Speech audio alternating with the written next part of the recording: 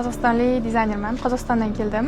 Ko'p kurslarni ko'rdim, lekin ishsiz degan joyi menga qizil yozuvdek tuyulgani uchun shu yerga keldim. Shuncha yo'l bosib kelganimga arzidi deb ayta olaman. To'g'ri, risk qilmasdan kelaversanglar bo'ladi, chunki kurs arziydi. Men Qo'qon shahridan kelib o'qidim. 2025-yilni oldimga qo'ygan birinchi maqsadim hajoma tilda o'qiyman deb o'zim uchun oldimga maqsad qo'ygandim. Mana Allohga shukr, bugun bitiruv kunimiz bo'ldi. 10 kun qanday tez o'tib ketganini bilmay qoldik.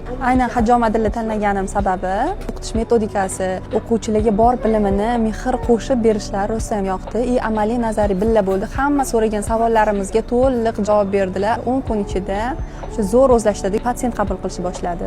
Bittada shu tushuntirganlarda o'rgandikda, bor mehrlar bilan o'rgatdilar bizga. Darsga kelishdan oldin to'g'risi hijoma qila olmaymanmi, qila olmaymanmi deb ishonchsizligim ko'p edi.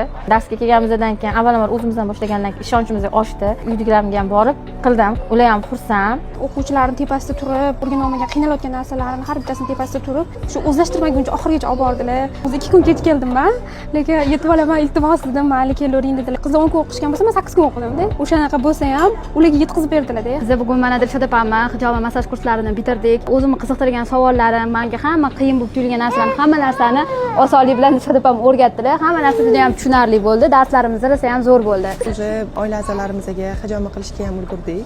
Juda ham ko'p bizga yaxshi fikrlar bildirilyapti.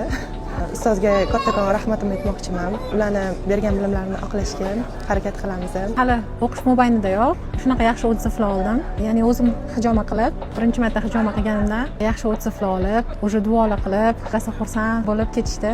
Buncha ustozga kattakon rahmat. O'zim ko'nglimda ustozni tanlab topganimdan juda xursandman. Bugun yana bir qancha hajjomalarim o'quv kursini muvaffaqiyatli tamomlashdi. Ularga ulkan zafarlar, muvaffaqiyatlar tilayman.